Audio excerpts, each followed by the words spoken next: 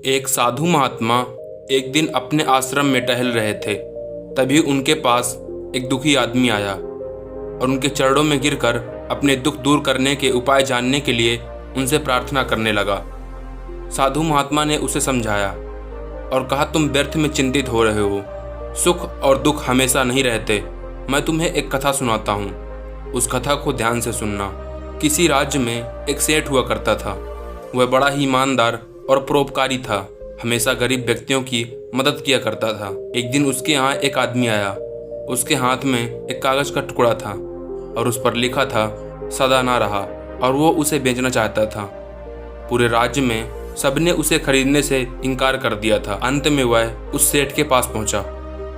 सबने खरीदने से इनकार कर दिया था, लेकिन सेठ ने तुरंत खरीद लिया और अपनी पगड़ी के एक कोने में गांठ लगाकर रख लिया।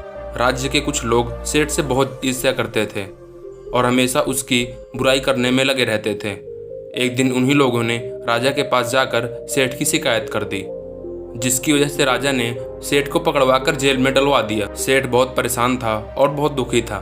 कुछ समझ नहीं आ रहा था क्या करे। एक दिन अचानक सेठ का हाथ पगड़ी के पास जा पहुंचा। उसने हाथ पड़ते ही पगड़ी को निकाला और गांठ खोलकर उस पर्चे को निकाला, और उस पर्चे को पढ़ते ही सेठ की आंखें खुल गईं। उसने अपने मन ही मन सोचा, अरे दुख की क्या बात है, जब सुख के दिन सदा ना रहे तो दुख के भी दिन सदा नहीं रहेंगे। इस विचार के आते ही वह तेज तेज हंसने लगा।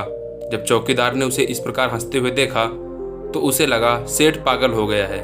उसने तुरंत राजा को खबर दी और राजा आया और उसने सेठ से पूछा, क्या बात है। सेठ ने राजा को सारी बात बता दी और उसने कहा, हे राजन, आदमी दुखी क्यों होता है? सुख और दुख के दिन तो आते जाते रहते हैं।